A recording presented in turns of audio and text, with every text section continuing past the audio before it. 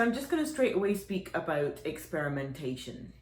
When you are trying to do something in a short space of time, you have to make decisions. But even if you have lots of time to prepare things, you're trying to decide which direction to go in generally. And so the experimentation for me exists in every single area. First of all, more basic things like bowing. Are you going to actually play those bowings, which I started off doing?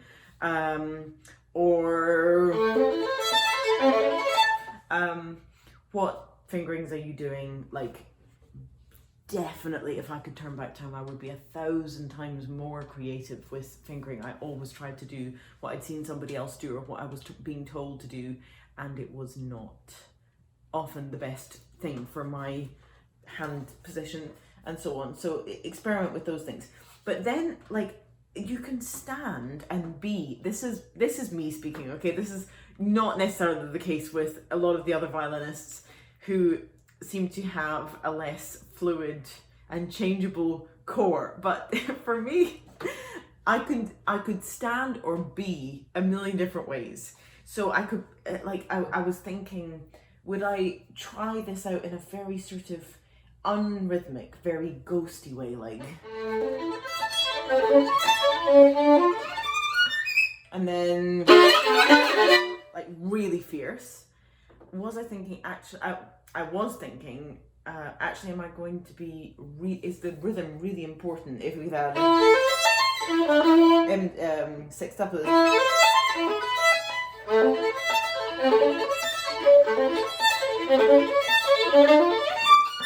Like, is that actually very important to be, does that give it its energy and excitement and impulse and direction? And then I was thinking, like, did I want to have this kind of a wind-like effect? That's not very good. So you're really going for this sort of, and if I'm doing that, I'm actually physically likely to move a lot more. Whereas if I'm going for something that's much more rhythmic, I'm thinking more compact. So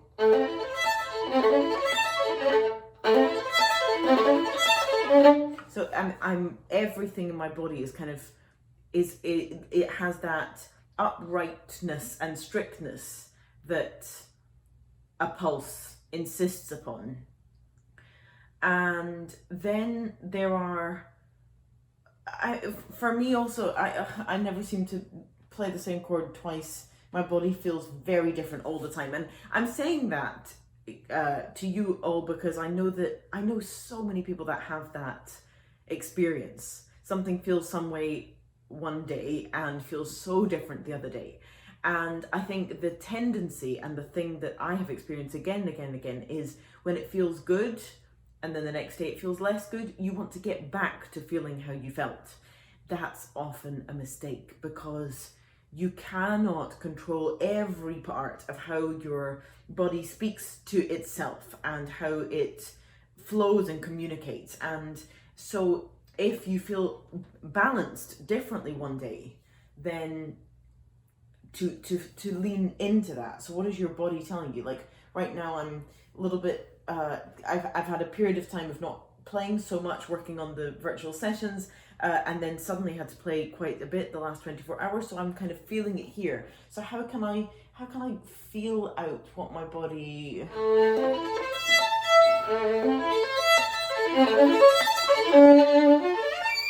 So I'm actually trying to, how can I explain it? I'm trying to be passive and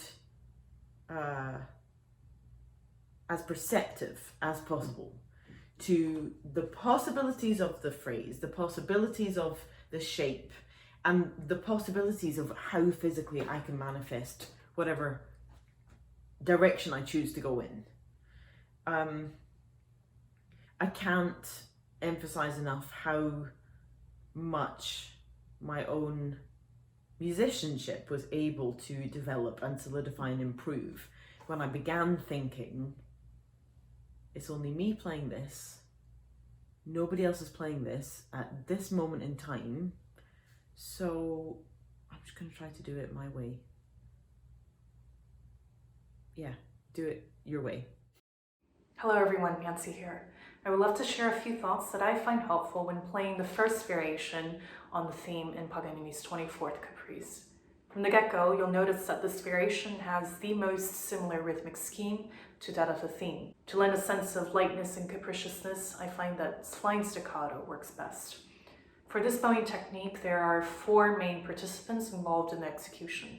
Number 1 is the active rotating forearm, whereby the biggest impulse is made on each down bow stroke. Number 2 is the active hand, which catches the string immediately after this initial down bow and proceeds to engage in a series of tremor-like motion in a supinating position. Number 3 is the inactive wrist, which juts out so slightly to create a pivot between the hand and forearm. And last is the inactive elbow, which when situated comfortably down, helps localize movement to the hand. Now the key is to find an appropriate balance between control of each tremor movement and allowing the natural springiness of the bow to do part of the job. I find it helpful to think of the hand as having 2 functions, giving the impulse and controlling the impact of that impulse. Specifically, the fingers alternate between flexing and straightening. Now to practice, I like to reimagine this variation, the 8th note triplets, as semi-quavers with 16th frets in between, like so. And you start out slowly and then you gradually pick up the speed.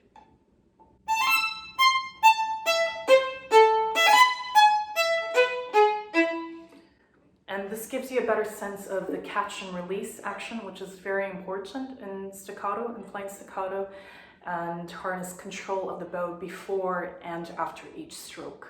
It also creates an opportunity for you to determine how elevated your elbow should be, especially during string crossings. I hope these thoughts help you as you tackle the first variation. I love Paganini's Caprices and generally Paganini's music. I find it a real pleasure to play. We have this image of Paganini as this amazing virtuoso violinist with a little bit devilish, a little bit mystic, maybe a little arrogant, and I always think there's so much more there. I find how he writes so beautiful and natural and sweet and kind of naive.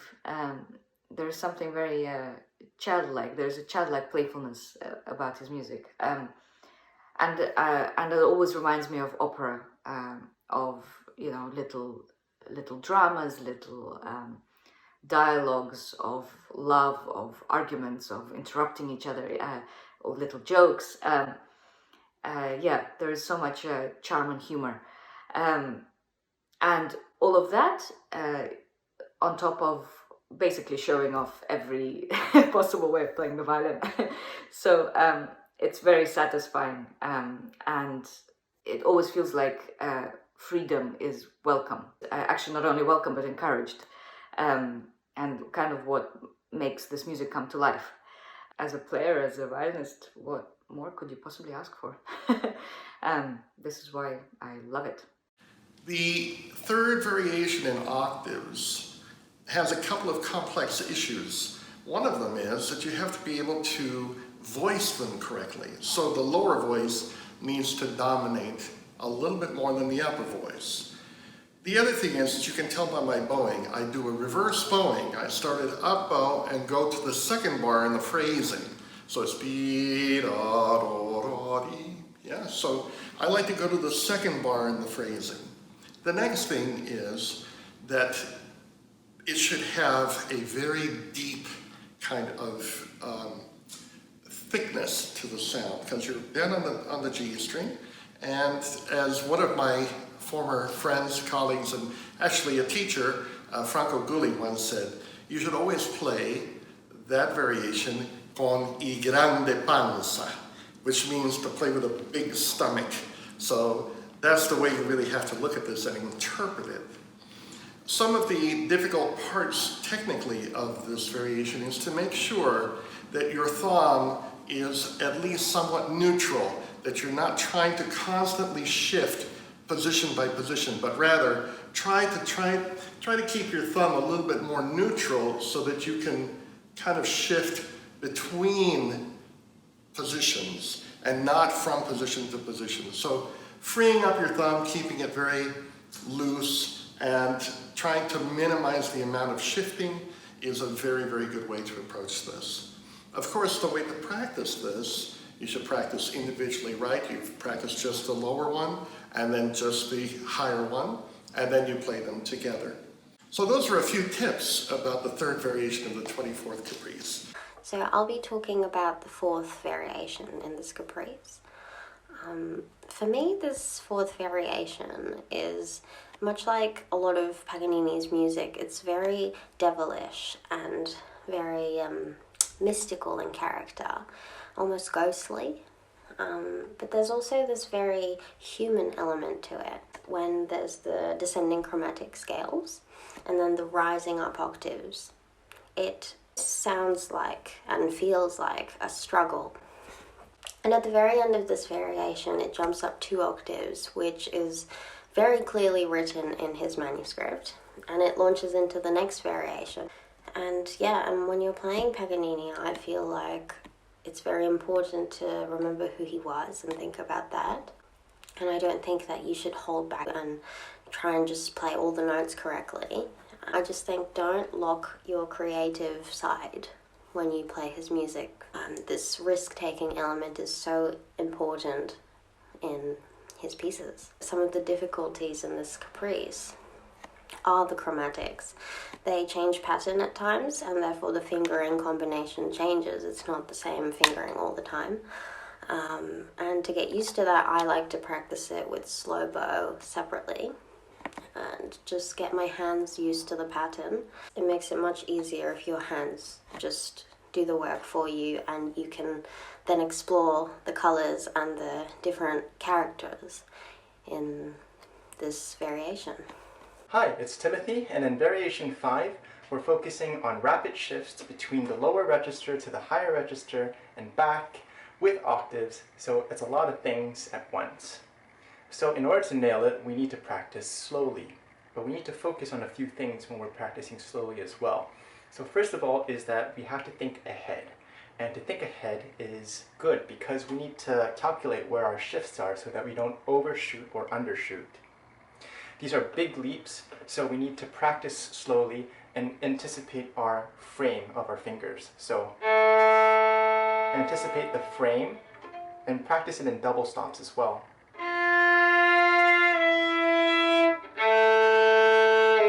Anticipate to go to third position. Anticipate to go back to half position. Anticipate to go to second again. Alright, and then the second part, to practice the octaves, even when we're breaking it, try to focus on the lower note, because that, at the end of the day, is the most important. So,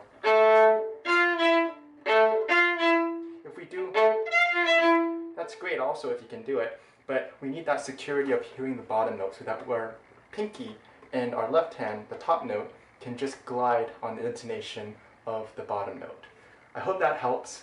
Hi, this is Augustin. I'm going to be talking about the 6th variation of the 24th Caprice, which is the one with all the thirds and tenths. Like any really difficult task you attempt, it becomes much more manageable if you split it up into small problems, solve each one and kind of isolate them, then put it back together. So as you start these third runs, you want to be really aware of which ones are the minor thirds and the major thirds.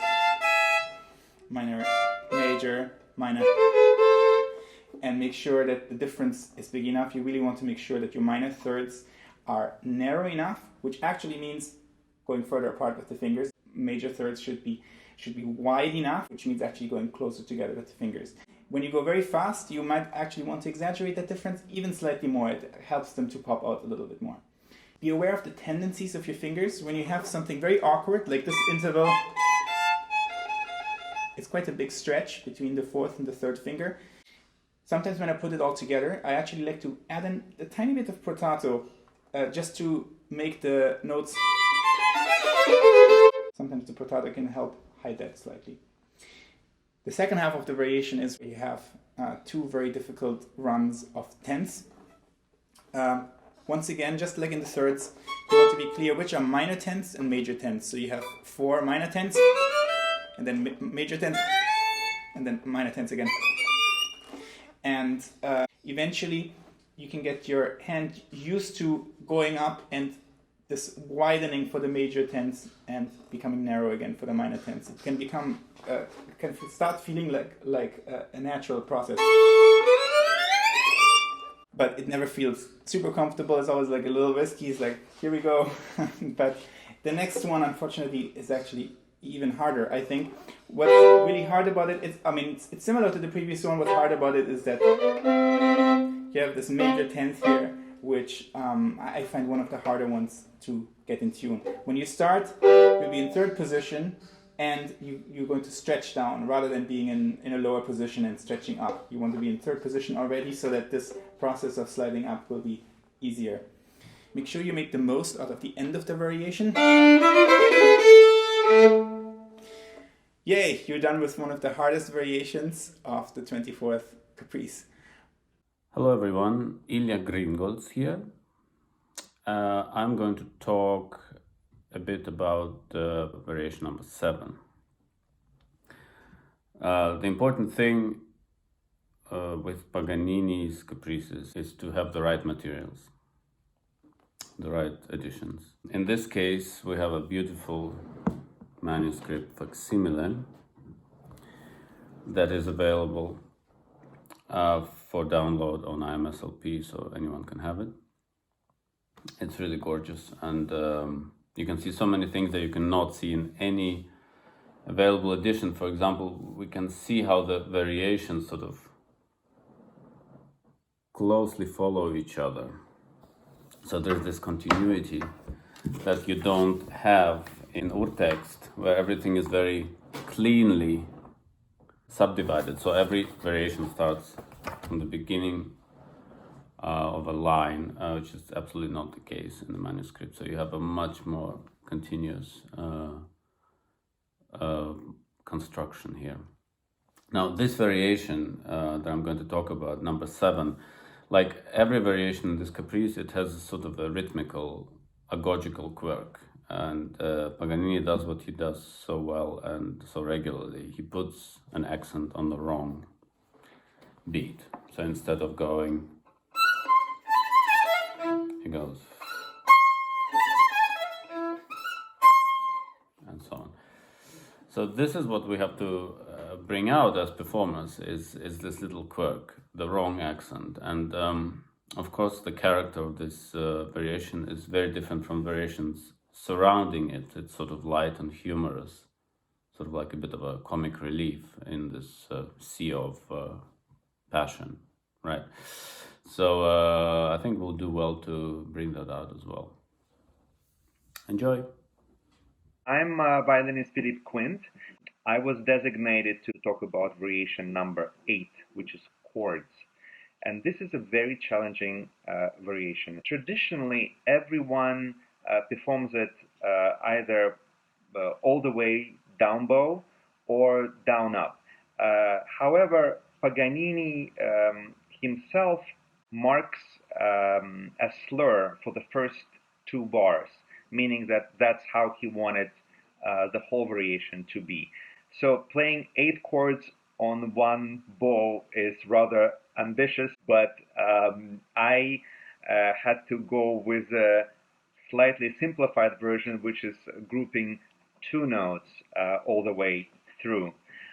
Now, in terms of practicing this variation, of course, left hand is crucial because it has a lot of challenging configurations, especially when we get into diminished and augmented harmonies in some of the chords.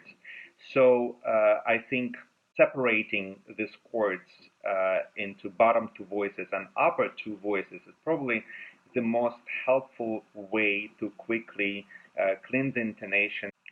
Now, I also highly recommend to move your left hand before the right hand as an exercise, meaning that you first place the chord and then play.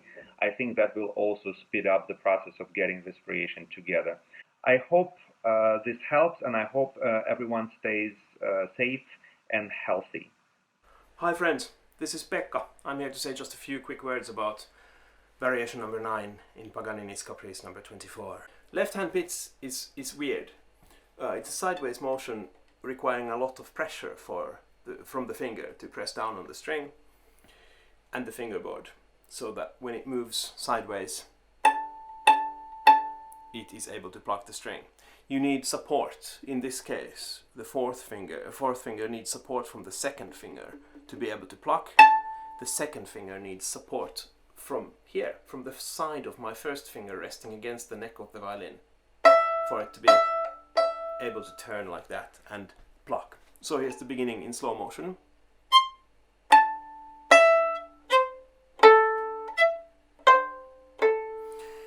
My left hand is leaning right here, it's leaning against the neck of the violin, I think basically for most of this variation. Another thing about practicing difficult music like this is that I think we easily get into this sort of brain freeze situation where you're just entirely focusing on the technical aspect of what you're doing, and you might accidentally forget what the music is doing. There's a wonderful piece by Steve Reich called It's Gonna Rain, where a voice goes, it's gonna rain, it's gonna rain, it's gonna rain, it's gonna rain, it's gonna rain, it's gonna rain. And about 10 repeats in, you realize that you don't understand the text anymore, or you're not really interested in the text anymore. You're just listening to the pattern and the textures.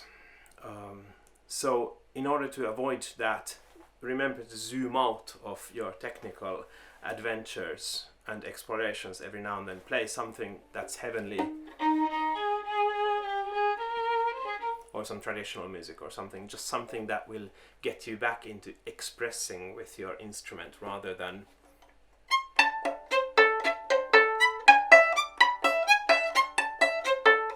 This is kind of dangerous territory though, so this is where I'm going to sign off and leave the rest up to you and your teachers. Have fun. This is wonderful music. Paganini was a crazy man. This is opera, this is drama, this is tremendous energy. Go for it, but don't hurt yourself. I know we're probably not supposed to play favorites, so don't tell the others, but Variation 10 is definitely my favorite. It's a moment to breathe, to play slowly, to play a melody really beautifully, shimmery, all my favorite things to do on the violin. I love practicing intonation slowly, really finding the ring or halo around each note. So because this piece is in A minor, there are a lot of A's and E's, perfect opportunity to really listen for the resonance of the instrument itself. I use the E, the harmonic there, as my guide. Not only because it makes it easier for me to find the A, which is a fourth up, but I'm going to play the E directly after the A. Breathing is the name of the game for me here, so I always take a nice slow breath before I start. And then to practice intonation, this is really just mapping out the fingerboard, figuring out how far each interval is from one another.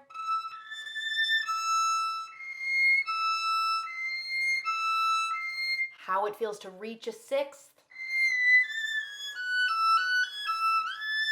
Where I have to space my fingers in order to make all those half steps.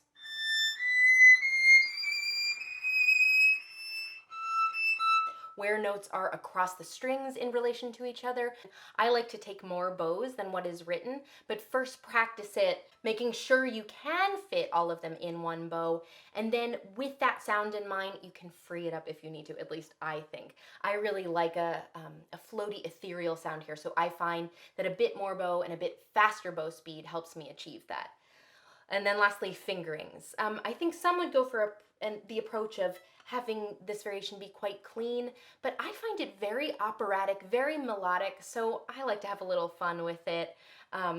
Rather than going across the strings, I tend to come down.